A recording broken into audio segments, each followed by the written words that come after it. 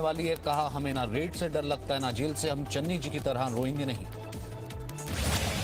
केवल सतिंदर जैन नहीं, और भी किसी को भी गिरफ्तार करना चाहें गिरफ्तार कर सकती हैं, क्योंकि हमने कभी कोई गलत काम किया नहीं है। हम सब के ऊपर, मेरे ऊपर रेड हो चुकी है, मनीष सिसोदिया जी के ऊपर रेड हो चुकी है, सतिंदर जैन के ऊपर रेड हो चुकी है, हमारे 21 एमएलएज को गिरफ्तार किया जा चुका है। सारे मामले कोर्ट से छूट गए। सतिंदर जैन के मामले में भी क्या होगा, इन्हें गिरफ्तार करेंगे, 5-10 दिन में बेल हो जाएगी, वो बाहर आ जाएंगे। तो हमें ना जेल जाने से डर लगता, ना आपकी रेड से डर लगता है। नवजोत सिंह सिद्धू के सलाहकार मोहम्मद मुस्तफा पर एफआईआर दर्ज। मुस्तफा पर धार्मिक भावनाएं भड़काने का आरोप। चुनाव से पहले जनसम्मेलन पर बीजेपी का जोर। सीएम योगी आज गाजियाबाद में करेंगे प्रचार। प्रबुद्ध वर्ग सम्मेलन में करेंगे शिरकत। यूपी में प्रचार के लिए बीजेपी की महिला ब्रिगेड तैयार। लखनऊ में अदिति सिंह, अपर्णा यादव करेंगी door to door campaign. Congress की poster girl Priyanka Maurya BJP में हुई शामिल। कहा, इस परिवार का हिस्सा बनकर बहुत खुश हूं। योगी जी के नेतृत्व में समाज हित और राष्ट्रहित में काम करेंगे। कांग्रेस छोड़कर बीजेपी में शामिल हुई अदिति सिंह का बयान, मोदी और योगी सरकार के कामकाज से प्रभावित हूं। लखनऊ में बीजेपी की महिला ब्रिगेड का डोर टू डोर कैंपेन प्रचार। अदिति सिंह, अपर्णा यादव के साथ अनुराग ठाकुर भी मौजूद।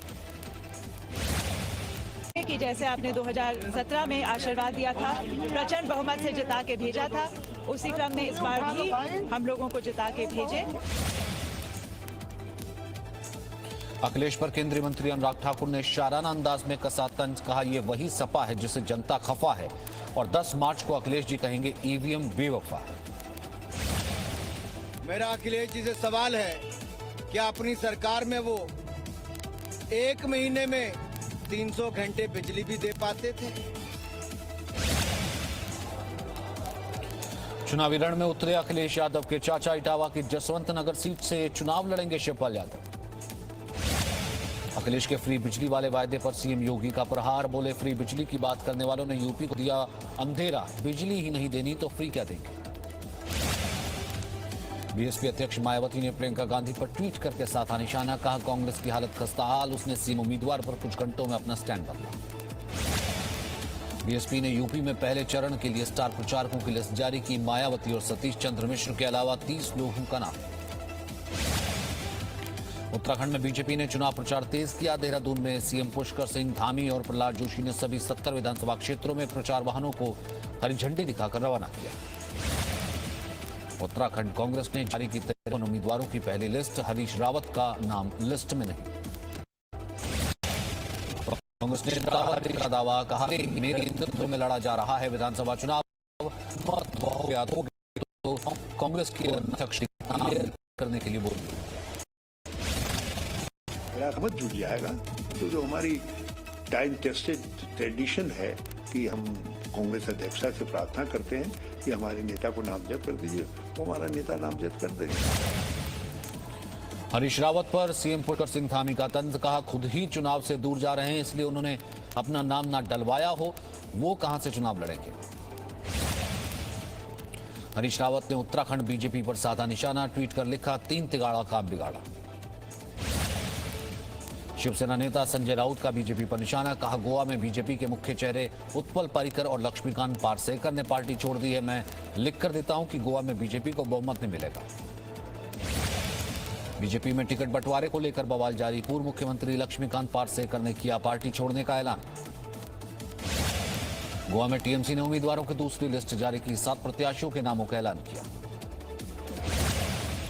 पश्चिम बंगाल के बीजेपी टीएमसी कार्यकर्ताओं ने एक दूसरे पर आरोप भी लगाया। बीजेपी सांसद अर्जुन सिंह ने टीएमसी कार्यकर्ताओं पर लगा गुंडागर्दी का आरोप। कहा, मेरे ऊपर हमला करने की कोशिश। पीएम मोदी ने सुभाष चंद्र बोस की 125वीं जयंती मौके पर नेताजी को याद करके उन्हें श्रद्धांजलि दी। ट्विटर पर लिखा, सभी देशवासियों को पराक्रम दिवस की ढेरों शुभकामनाएं। देश मना रहा है नेताजी सुभाष चंद्र बोस की 125वीं जयंती। पीएम मोदी इंडिया गेट पर करेंगे होलोग्राम प्रतिमा का अनावरण। जल्द तैयार होगी प्रतिमा। प्रधानमंत्री नरेंद्र मोदी और लोकसभा अध्यक्ष ओम बिरला ने नेताजी सुभाष चंद्र बोस की 125वीं जयंती पर उन्हें संसद के सेंट्रल हॉल में श्रद्धांजलि दी। लखनऊ में सीएम योगी ने नेताजी सुभाष चंद्र बोस को श्रद्धांजलि दी। गणतंत्र दिवस की फुल ड्रेस रिहर्सल शुरू, राजपथ पर दिखी भारत की सैन्य ताकत और संस्कृति की झलक। गणतंत्र दिवस से पहले दिल्ली में बढ़ाई गई सुरक्षा, मेट्रो में भी सुरक्षा के कड़े इंतजाम, सीआईएसएफ ने तैनात किए कमांडो। गणतंत्र दिवस से पहले आतंकियों की बड़ी साजिश का खुलासा, खुफिया एजेंसियों से मिली जानकारी के मुताबिक पुलवामा जैसे हमले की फिराक में आतंकी। राजपथ पर क्या क्या हुए बदलाव, अब तक कितना हुआ निर्माण, शहरी विकास मंत्रालय ने जारी की सेंट्रल विस्टा प्रोजेक्ट की पहली रिव्यू लिस्ट। अरुणाचल से लापता युवक चीन की सीमा में मिला, पीएलए ने इंडियन आर्मी को दी जानकारी।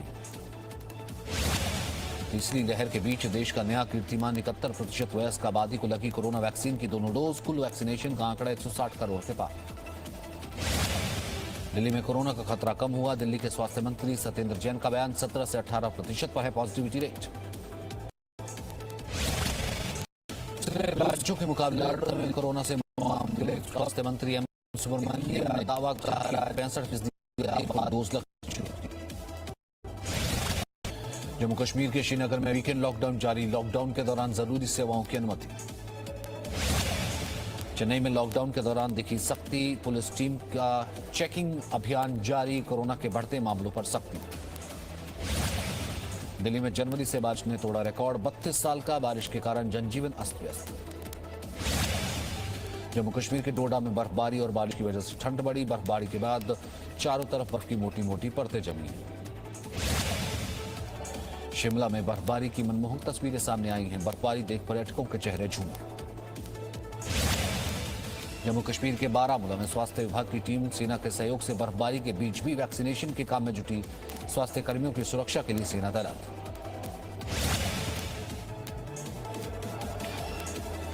गोरखपुर में कड़ाके की ठंड जारी, 9 डिग्री तक पहुंचा पारा, ठंड से बचने के लिए लोग ले रहे हैं अलाव का सहारा।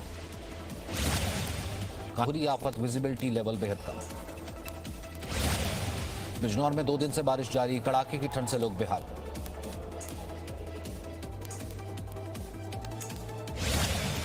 बर्फबारी के कारण गंगोत्री यमुनोत्री राष्ट्रीय राजमार्ग बंद, लोगों को भारी दिक्कतों का सामना करना पड़ रहा है।